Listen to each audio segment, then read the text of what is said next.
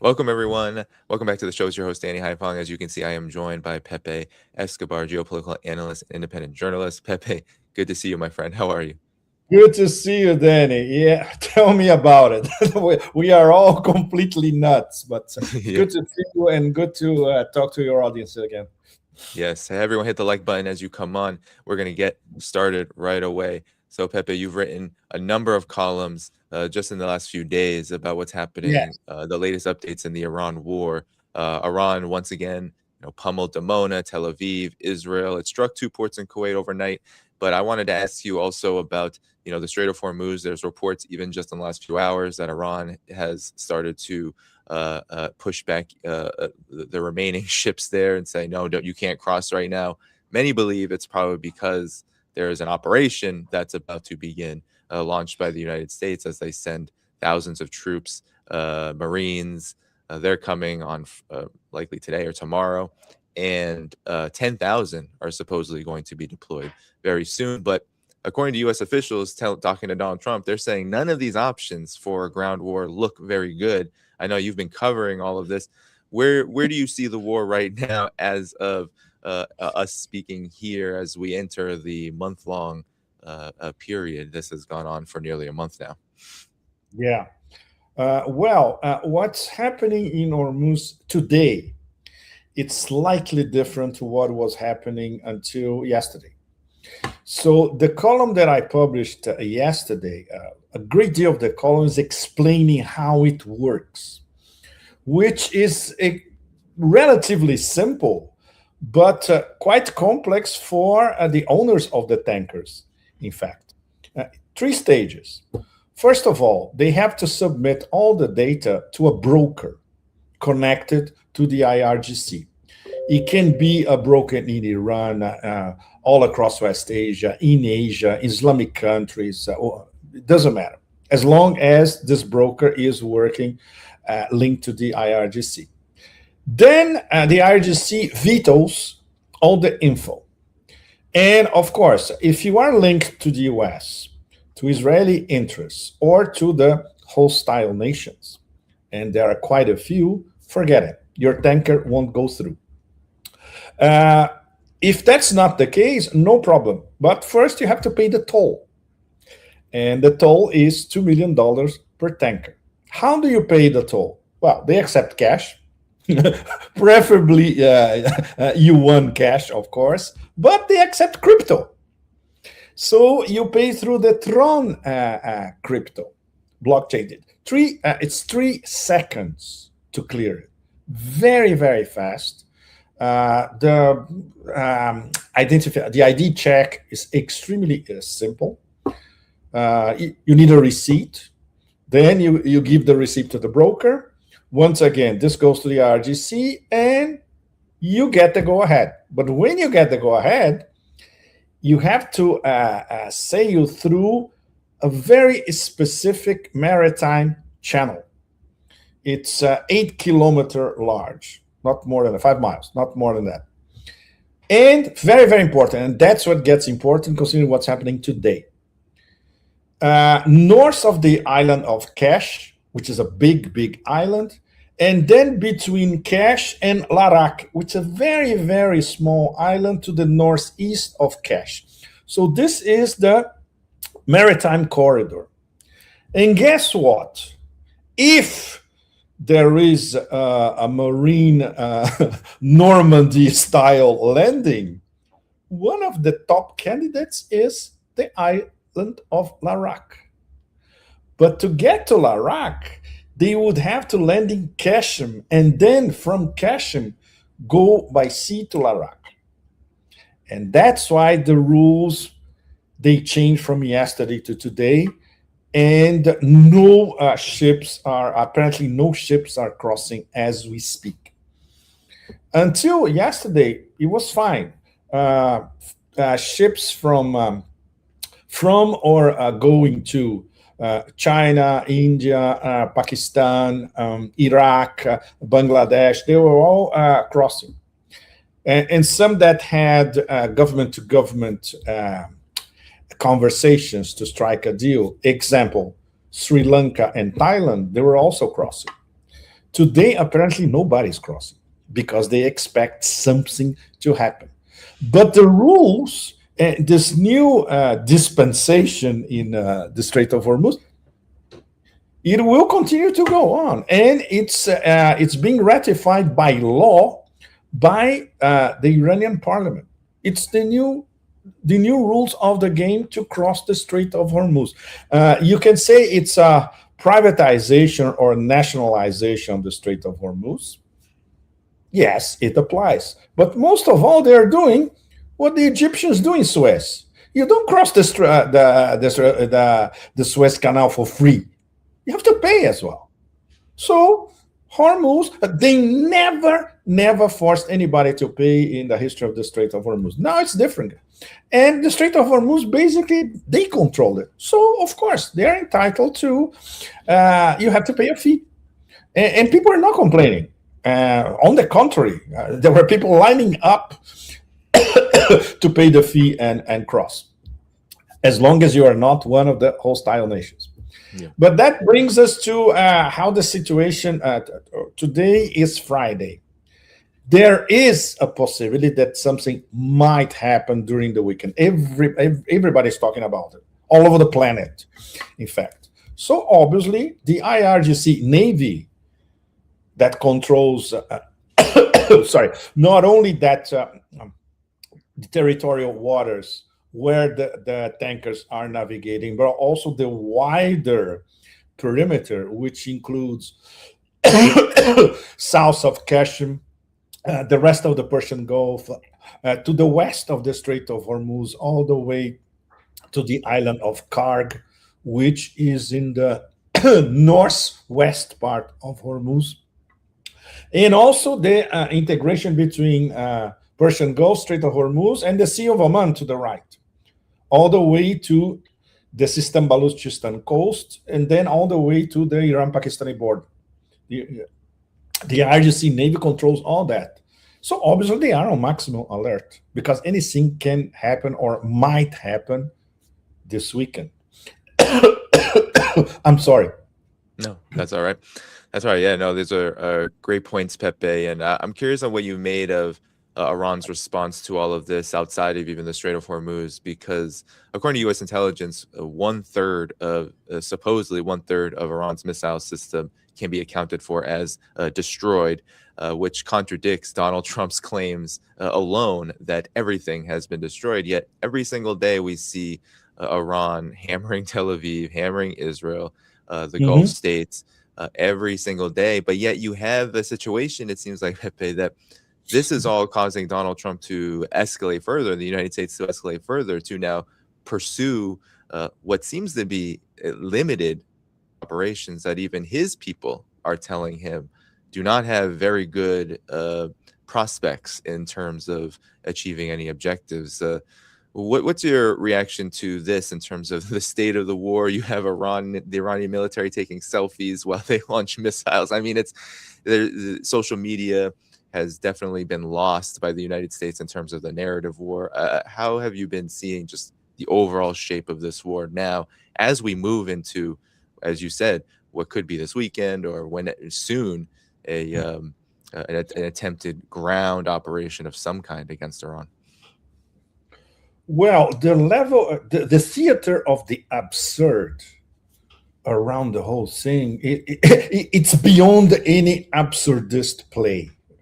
You know what just showed up in my inbox like 5 minutes ago before we started our conversation?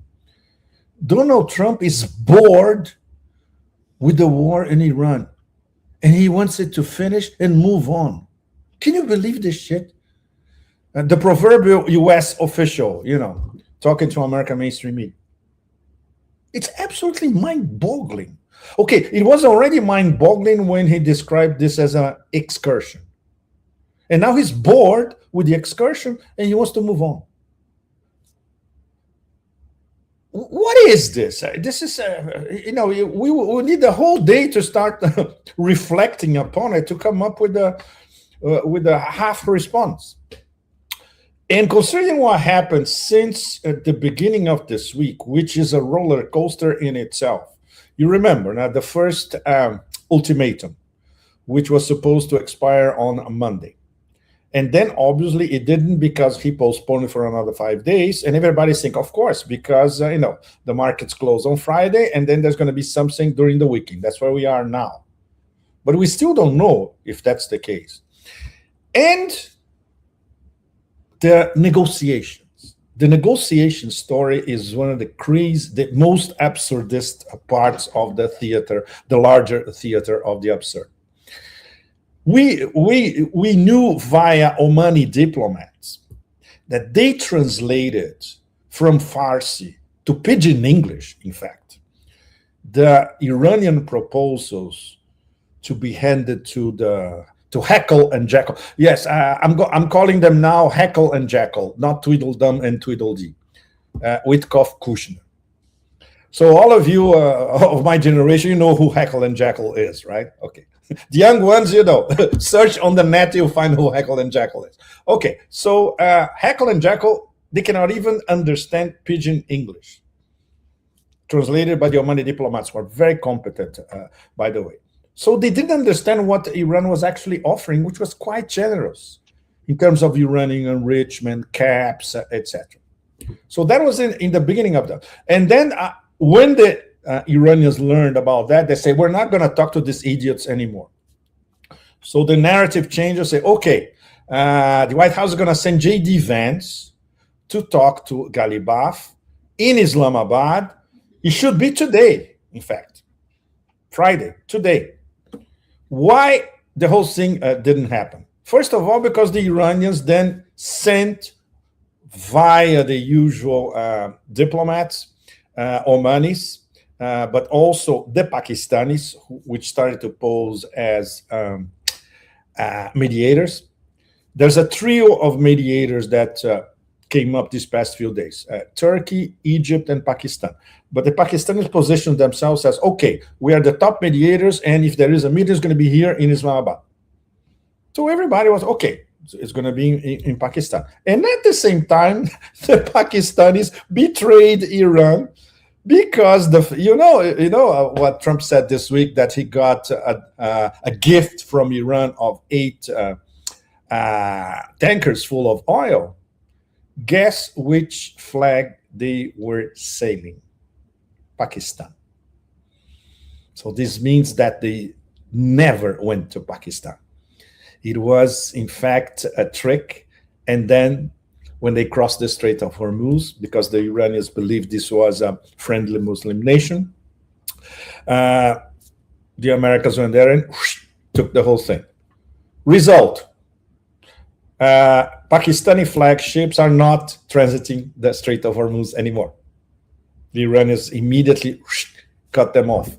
But the problem is, during the week, they were positioned to have this, let's say, the first part of the new non-negotiation, non-plan, with the 15-point plan, the American proposal, and the Iranians, of course, look, we said what we want from the beginning. Let's repeat so maybe you understand that now in plain English.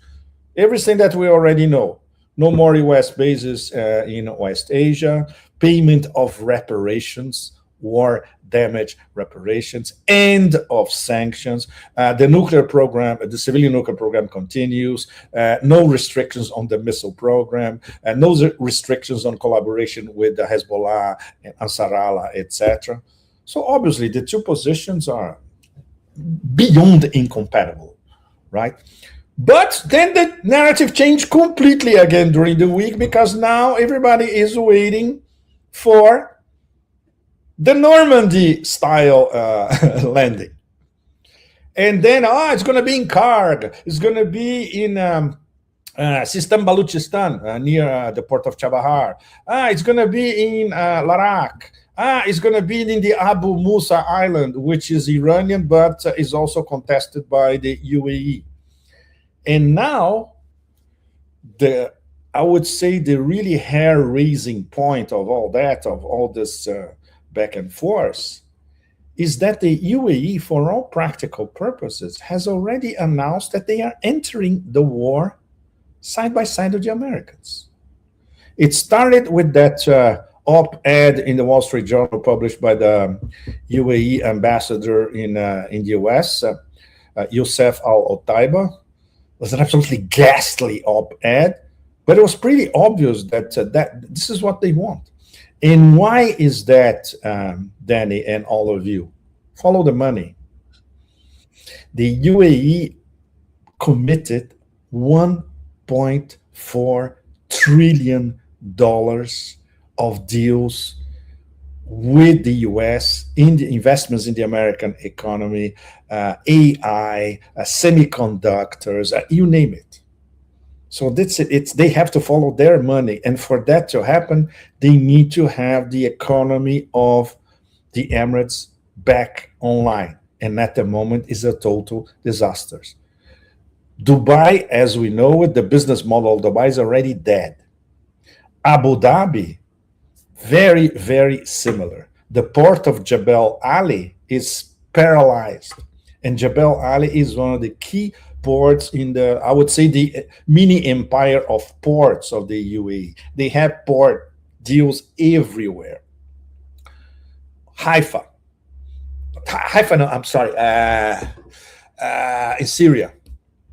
What's the name of that port, Danny? It escapes me now. My brain is turning to mush. Yeah, me too. Exactly. The port where the Russians, there's a naval base of the Russians as well in Syria. Oh my gosh. Okay. I'm sure all of you watching, you know where that is. I have a blank now.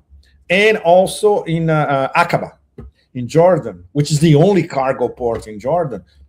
The Emiratis are there as well. I think it's Tartus. Tartus. Tartus. I'm sorry, everybody. Yes, Tartus. So the thing is, they need to keep their empire of ports, especially these three, because these are three key ports for Asia to Europe maritime connectivity corridors. So it's all about their ports and their money and the fact that they are being sidelined, especially by the Saudis. The Saudis have other plans about cargo between Europe and Asia going through the Persian Gulf. So they are desperate. And so they need, of course, and it's in the op-ed and it's in what UAE officials are saying, that we need to contain the Iranian threat. It's total bullshit. It's because they are losing money and their business model is collapsing in front of them. So if they do that, the fascinating Iranian response is already on, because they already published a list of 5 mega targets that are going to be hit if the UAE enters the war. So the situation is even more complicated than in the middle of the week. So we have the Pakistani betrayal, the Pakistani positioning as mediators, which collapsed completely. And we have the economy of the Emirates collapsing at the same time. But now their solution is, okay, let's get into the war. So it gets worse and worse. I defined it in the beginning of the week as the inferno escalation machine. And the inferno escalation machine gets worse day by day. We have no idea what can happen or may happen this weekend, but something will happen in the next few days that's going to be catastrophic, whatever that is. If it's going to be a mini Normandy landing, if it's going to be like the Secretary of Forever Oz is saying, that it's going to be a mega bombing campaign to inflict the final blow against the already defeated Iran, as we. So, and obviously, all of us, we barely keep up with it, because it's the speed is completely out of control. The level of dementia is completely out of control. And of course, there are very few rational actors intervening. The Russians are not saying anything. They're just watching. The Chinese are just watching. The Europeans don't exist, of course. They're already buried. So that's it. We continue to be hostages of the deranged baboon of Barbaria. What is going to come up next? Well, what's shocking, Pepe, is that the scenarios here Not only are they being admitted as not having any really good outcomes, but the overall landscape seems to contradict the very actions that are being pursued, whether it's the UAE, Mhm. Saudi, all wanting to get further and deeper into the war, Trump and the US wanting to conduct some kind of ground operation. It doesn't conform with reality, which is that they're even the US officials, the New York Times, elsewhere, are admitting that the U.S. posture, in its very presence in the region, has been almost entirely destroyed. That was admitted by the New York Times. Israel is Mhm. saying their military is on the verge of collapse very soon Correct. if they have to continue to fight Hezbollah, which is kicking their behinds. I think something like 80, some ridiculous number of tanks Almost destroyed 100 Merkavas. Almost in what 100 in Merkavas. 24 to And counting. 48, just ridiculous numbers. So they're dealing with that. Kiryat Shimona under Hezbollah and Iranian missile fire. They're saying, the chief of staff is saying, the Israeli military could collapse any minute if this continues onward, this war. So the situation doesn't look good. And Trump said he's not desperate. He said this to the media. He's not desperate. He just doesn't care, which is a shocking Okay. uh, True. statement to make when the reality just doesn't look good in front of the U.S., Israel, and the aggressors, the hostile parties, as they're being called in the Strait of Hormuz. So why then move in this direction? It seems like it's almost like a collapsing situation that only gets worse from here if these moves are taken. But maybe I'm wrong. Pepe, what do you think? No, no. In fact, anything that he's going to do from now on will worsen the situation. And the only thing that he won't, in fact, he might do, he could declare victory tomorrow. After all, he's already bored with the war. Why not declare victory? After all, I destroyed everything. So that's it. I declare victory and I leave. Is this going to change the out of control casino that he installed on the global economy, not only in the Persian Gulf? No. Iran will continue to do what they're doing. They will continue to devastate what is not already devastated in terms of US interests everywhere. The bases are all practically gone. Apparently, it's over 90% of everything in those bases is destroyed already. But there are other U.S. interests around the Persian Gulf, and that includes, for instance, data centers. And that's where the UAE comes once again into the picture. And of course, if the UAE decides to enter the war, then Iran has a second wind to go after the UAE and destroy their economy completely, just like they are destroying now from now on with the new missiles, extremely precise, and obviously with no more Arrow 3, David Sling, THAAD, Patriot, all that crap.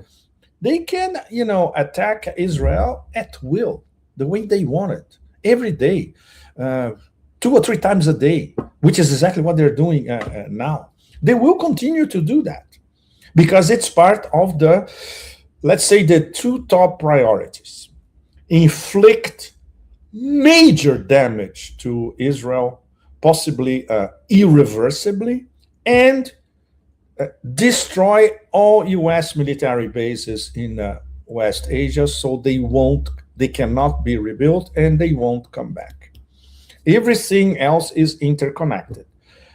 Of the everything else interconnected, the most important part is what is already in effect in the Strait of Hormuz, let's say until today. The free passage for all those tankers who fill the three conditions, it will be back because now it's being formalized by the Iranian parliament. It's the new rules of the game in the Strait of Hormuz. And of course, it's an excellent source of petro yuan for the IRGC and for the Iranian government. So it will come back to normal. And of course, they know that all the other stranded tankers, they will and they will pay the $2 million, which, considering the situation, is not much. So the key point, which this is the game changer in geoeconomic terms, and in terms of the construction of, the much debated multipolar world. We have an alternative payment system working around the petro yuan, established and working in the most important choke point on the planet. This is the big fact of this war. And obviously, Russia is looking at it, China is looking at it. I would not say the BRICS in deep coma are looking at it, but maybe some BRICS members and partners of the BRICS are looking at it. And the whole global south paid attention to it. So there's no turning back on this one. This is already in effect. It's what a zillion BRICS summit could not achieve. It was achieved with one move by Iran. So the repercussions are going to be immense.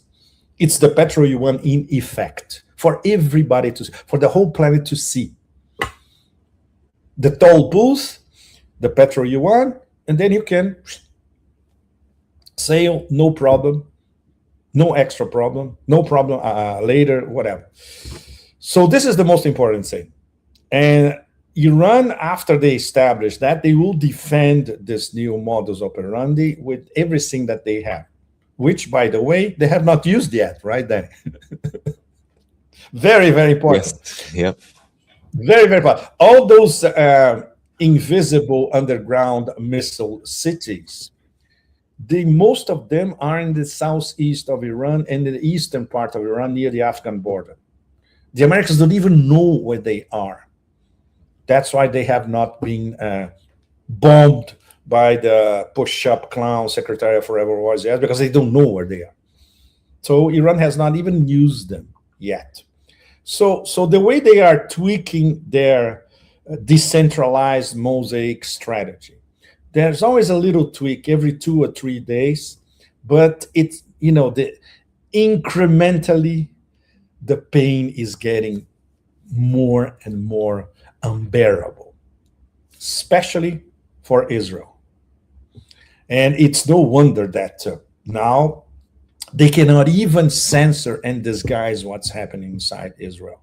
Even with that mega censorship, it's too obvious, it's too blatant. And anybody anywhere with a cell phone can film the missiles arriving practically nonstop.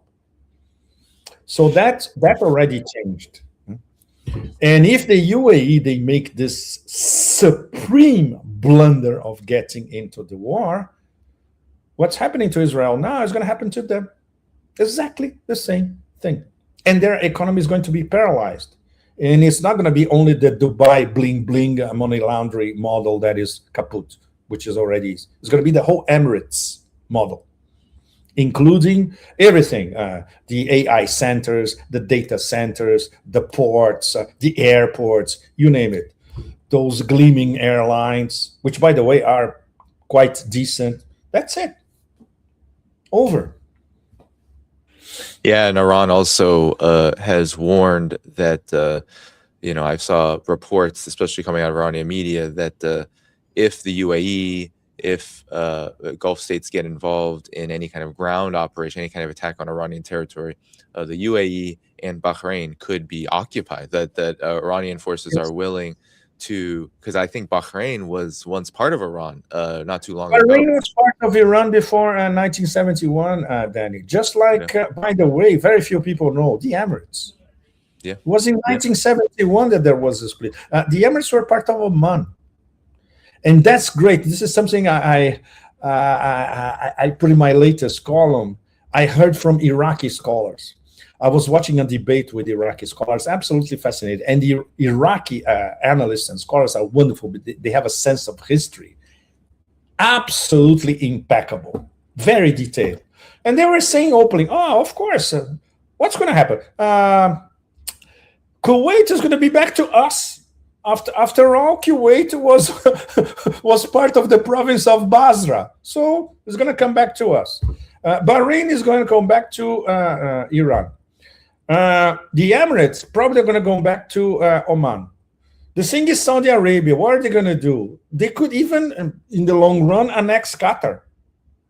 It's not out of the question. Qatar, they have been very, very clever. Qatar and Oman are the only two of the GCC who actually, on the record, said, "Look, we condemned everything that is happening. We are not. We want a coexistence with Iran, and our territory is not being used to attack Iran." Very clever move because they literally they see which way the wind is blowing. So later on, they're gonna have Iran is gonna treat them favorably, to say the least, Well, right? especially Qatar because of what happened to Qatar Energy not too long ago. I think Well, they they've learned a understood lesson. exactly in the flesh, literally, right, Danny? What happens if you mess with, especially if you mess with the energy infrastructure of Iran? And this is exactly what's going to happen with the UAE. Much, much worse. This list that now it's already published, it's everywhere of the five targets. It's everything. It includes the desalination plants as well. Not only power stations, but also desalination plants. So MBZ, well, as we all know, of course, all of you, our audience, you know, MBZ is a bloody gangster. You know that. Everybody knows that. In fact, he's the gangster that taught MBS to be even more of a gangster. It's one gangster advising another. MBS is apparently he's better at juggling the whole thing. He knows that if he antagonizes Iran directly, the consequences for the Saudi energy infrastructure with the help of Yemen, which is over there, just looking at everything with their missiles, including their own hypersonic missiles. So he has to be very, very careful, even though we all know all their money is in London and New York. So he cannot antagonize the Americans by definition.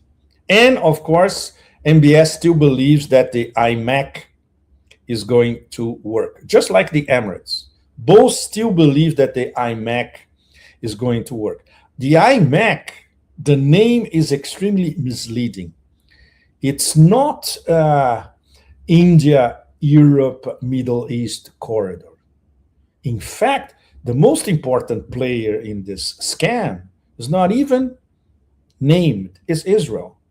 This is a corridor so Israel can be at the center of trade between Europe and Asia, in this case, India, with the help of the Emirates and the Saudis. But they will have to build a lot of infrastructure, linking Israel with the Emirates and Saudi. None of that has been built yet. So IMAC at the moment is completely stalled. And that's another reason for the Emirates to enter the war side by side with the Americans. The Saudis, for the moment, they're masters of hedging. They're not saying anything explicit. We all know that before the war, MBS was telling via his super Paul on WhatsApp, Jared Kushner, MBS was telling Trump, go for it, attack Iran. And now there are echoes coming from different parts of the Persian Gulf that, yes, this has not changed at all. But it's not explicit. That's the difference. From the UAE, now it's explicit. Everybody knows that the UAE is ready to enter the war. Saudi, they are slightly more discreet, although they are already part of the war. No question about that.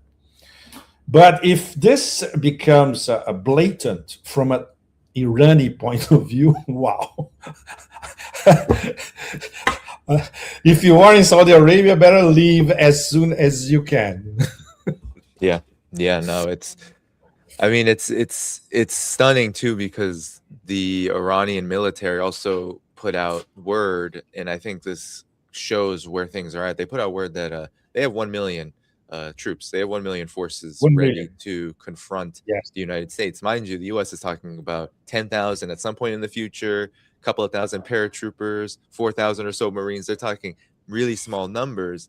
And we know, Pepe, that all of this has to do with the Strait of Hormuz. It all has to do Of with course. trying to gain leverage over Iran through energy. So, Pepe, what does this do to the oil markets and the entirety of the unipolar controlled financial system? Because we've already saw like $1 trillion wiped away from Wall Street in a day just because this war continues to go on, and there keeps there Donald Trump's hedging and bluffing and threatening and claiming that there's a pause to this war coming and Iran is groveling at his feet. None of this seems to be. It seems that the oil markets and the general financial system controlled by the United States is really teetering on disaster, and these attempts to manipulate it are becoming less and less effective, especially given the fact that Iran is putting in very concrete moves on the as you said, the geoeconomic scale to essentially manifest, as the kids say these days, a reality that is very contradictory to what the U.S. aims ultimately are. Because some have argued that this is really great for the U.S. empire, and in many respects, there's a lot of problems arising out of this. What do you make of Iran's posture, even just on the sense of its confidence militarily? They're inviting them, saying, "Come, please, come closer. We're ready." They said that we've been training everybody too. That we're all ready. Everyone is ready. We're ready. Iraq is ready. Yemen is ready. Everybody. Hezbollah, of course, is like everyone's ready to fight a ground war. What do you make of this posture from Iran? Because I think it. Some would say it's propaganda. It's hard to believe that Iran is bluffing here, given what we've seen over the last 20 plus days. There's no bluff. It's their strategy, and it's their incremental strategy, following the same principles, tweaking the decentralized mosaic, but the objectives, the targets remain the same. And these are the key targets. We have to repeat it over and over again.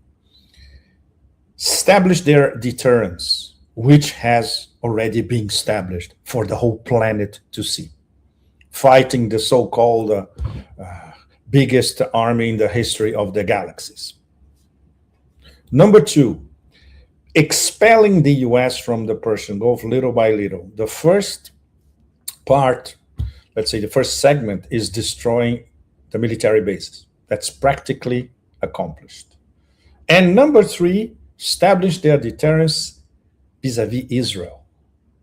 This is something that nobody expected would be so fast. They did that in 3 weeks. Israel is in total disarray now, and the situation can only get worse day after day. So these are the main objectives. So it's when you look at it as a holistic, organic mechanism, it makes total sense, and they are applying pressure in all the points that really matter. So if UAE wants to enter the war, this has already been gamed by Tehran, no problem. If the whole of GCC wants to enter the war, they also gamed that. If there is the attempt of a land bridge leading to a mini ground invasion later, same thing. It's already gamed. It's more complicated vis-a-vis the toll booths in the Strait of Hormuz. Of course, they thought about that before, but nobody could possibly expect that they would implement it in a matter of 3 or 4 days, up and running, and until today was up and running with no glitches. And everybody accepted, because okay, we need to go from A to B via the Strait of Hormuz. Wasn't that was Iran's gift to Trump, right? Donald Trump was talking about this big gift. Gift to Trump, exactly. You bet. Okay. Now let's look at the other side. Let's look at the megalomaniac, narcissistic psycho killer who is now bored with the war that he started. Why he backed off in the beginning of the week? Because he was looking at the oil market, at the numbers, and he was looking at the bond market. Much more important, in fact, than the oil market. Because the bond market can tell the US that you cannot pay for anything anymore and you're going to collapse. So before the end of the ultimatum, the 10-year yield on the US Treasuries was approaching 5%. In fact, it went over 5%. Then it got back. It got back to 4.4, 4.5 after his postponing. And now it's back to 4.4, 4.5 again and going up little by little. So if this happens next week with the possibility of a mini land invasion, he's going to have to back off necessarily. So in fact, it's fascinating because the bond market may in the end save all of us. Literally, from a bigger catastrophe, not the oil market. The oil market, everybody now is starting to live, okay, oil is going to be around 100 and there's nothing we can do about it. Between 100 and 110 and all that. Okay, but if things get much worse next week, it can get to 120. And after 120, the sky's the limit.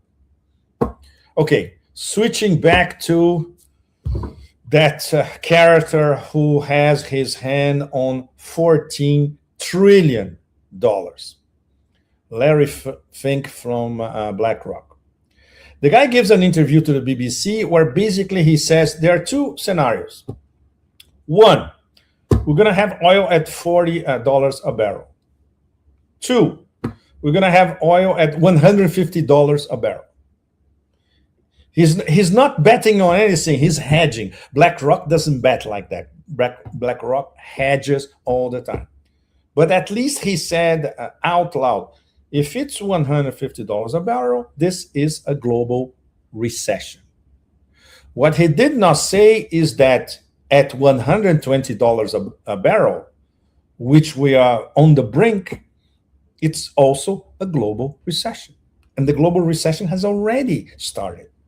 And the disturbances in different latitudes, a little bit everywhere, here in Southeast Asia, in India, are already on. In Europe, wow, when it breaks, oh, just wait. In Europe, it's going to be within the next months or so, considering that they have no gas. Now they don't have gas from Qatar, and they don't have gas from Russia. And okay, Hackle and Jackal. How can we call those two female idiots over there? We have to find out something. For the moment, is the Estonian chick with an IQ comparable to a discombobulated worm, and the toxic Medusa. Okay, these two. They're stupid enough not to backtrack and try to find a way of getting more gas from Russia. They won't do that. So Europe is going to pay the price for these two idiots.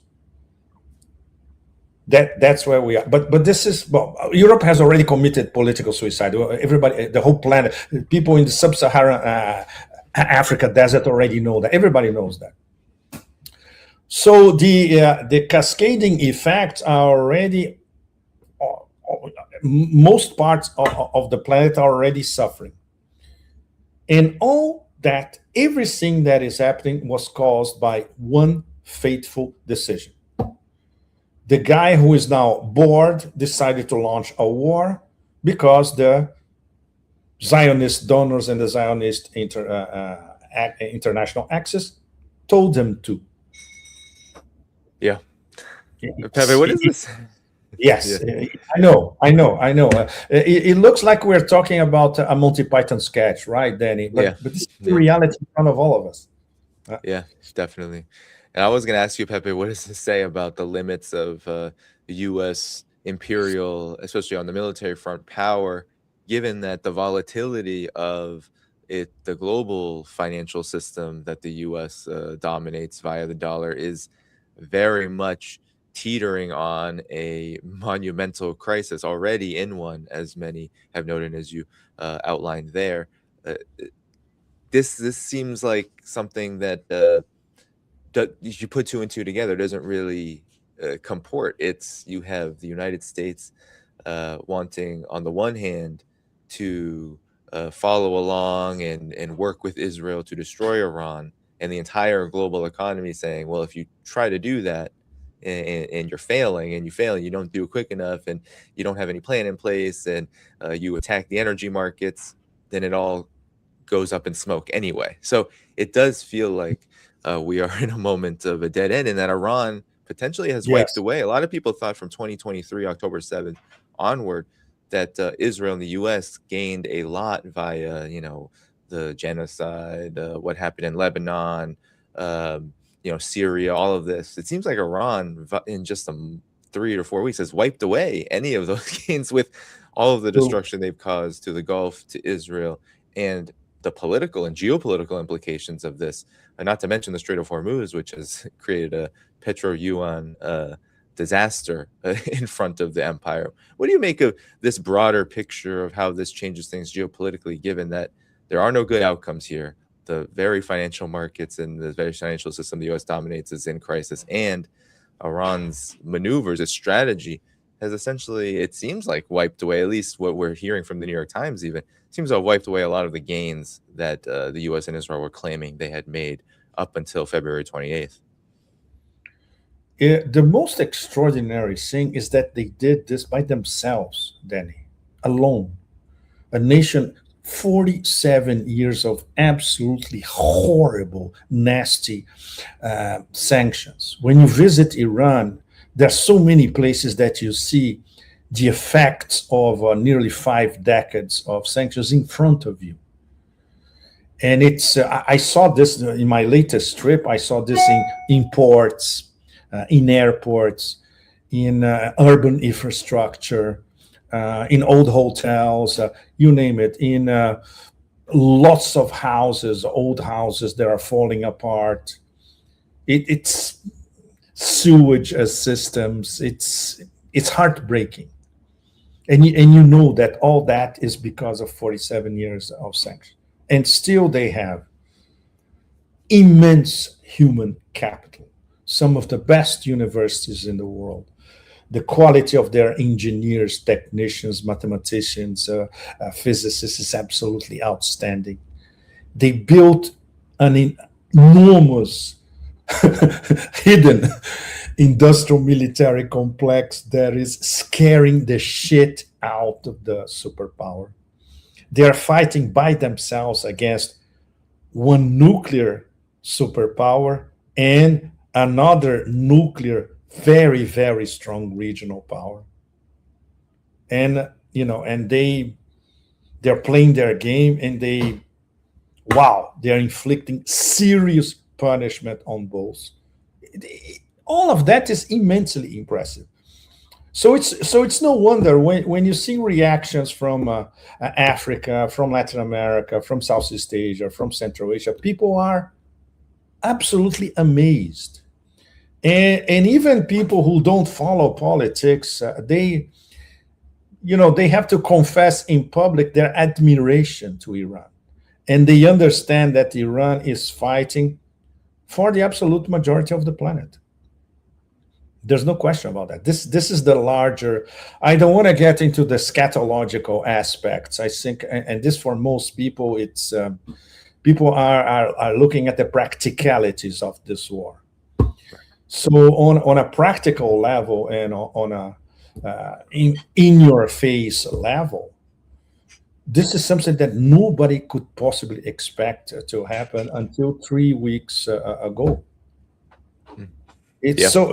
so the planet is stunned by the resistance, by the fact that we are talking about a sovereign resistance, a sovereign nation, a regional power, harassed, attacked, bombed, you name it, but still they resist, and they are turning the game around against the aggression. It's absolutely extraordinary. It's going to take us a long time to process that study. That this will be for future historians probably. But the point of inflection of the 21st century, it's going to be now.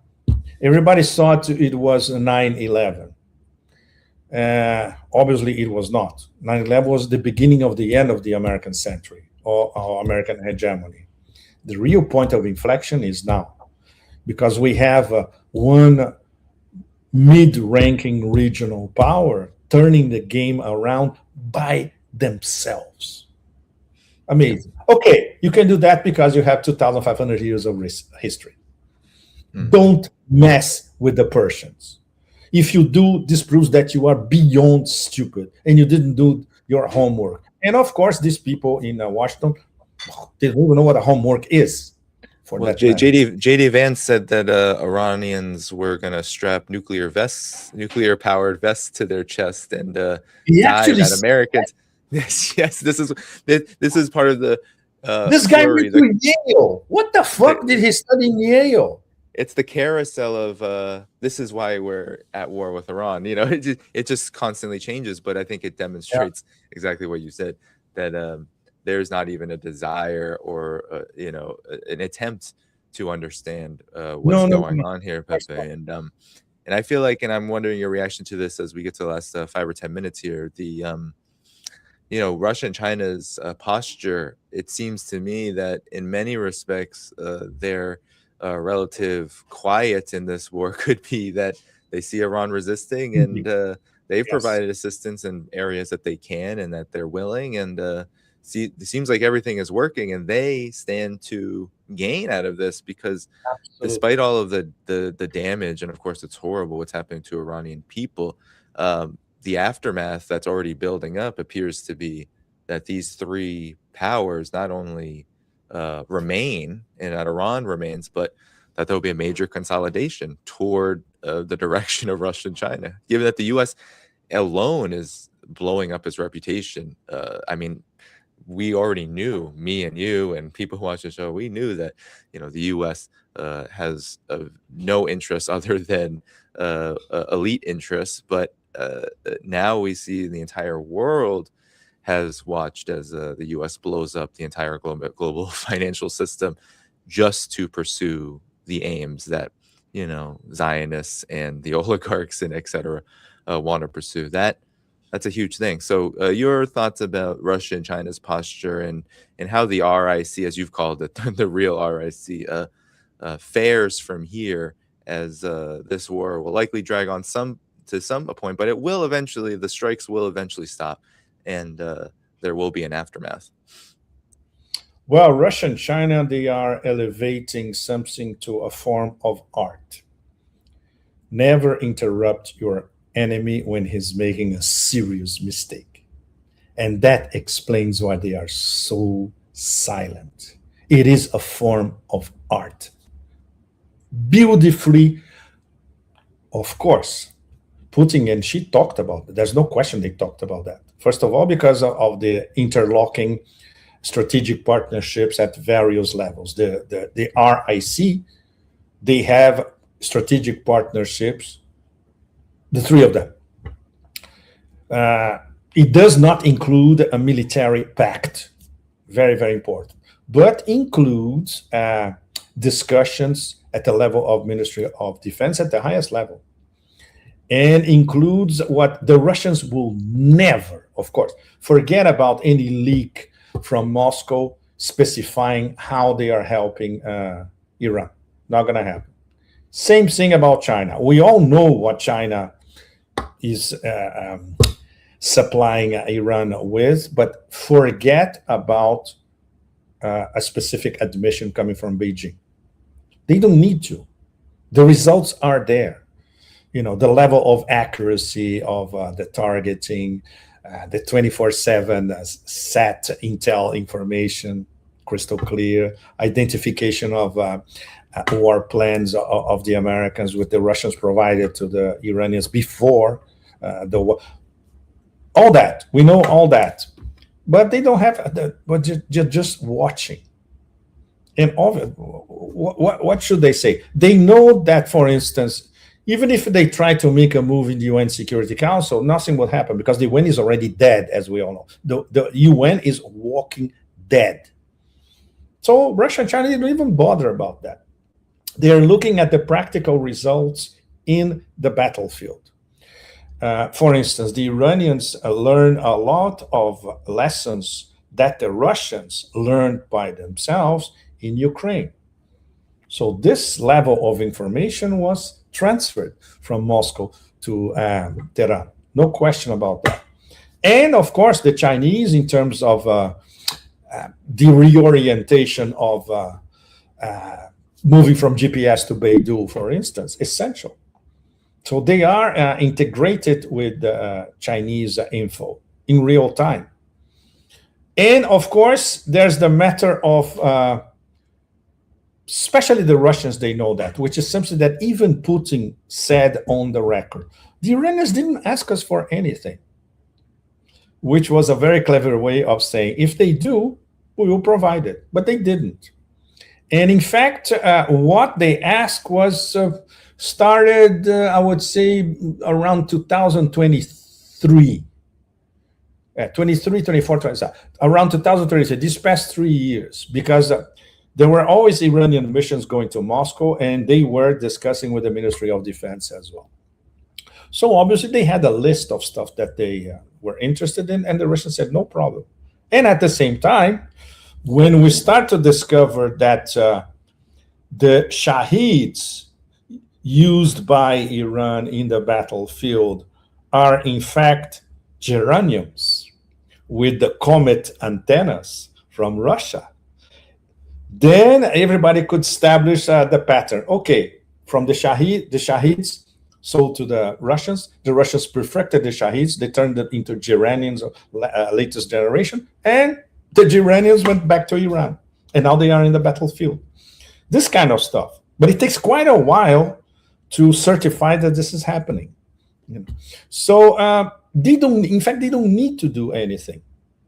Of course, if they see that Iran which all the indications that we have at the moment, it's is on the contrary, that Iran has its backs against the wall, obviously Russia and China will do something more forceful, perhaps even more visible. But that's not the case. On the contrary. And on a geoeconomic level, wow, for China, what's going on is beyond precious. The whole petro-yuan angle, wow, it's something that China could not achieve with, I would say, with 20, 30 years of diplomacy, of geoeconomic diplomacy. They achieved in 3 weeks, and not themselves. Well, one of their allies gave this on a platter to China. Okay, we have the petro-yuan working as an alternative payment system in reality, not in BRICS summits. Yep. You cannot beat that. You cannot beat that. In less than one. Comparisons, Danny, okay, we would need an extra conversation about the interaction of the war in Ukraine and the war against Iran. That's an extremely complex subject. And for instance, there are some echoes in Moscow.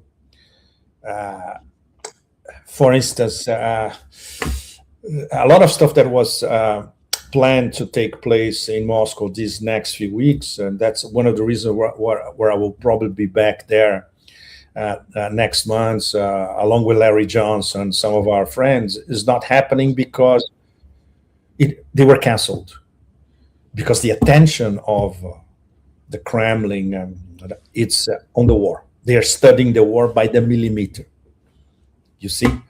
And of course, very, very, very, very interesting.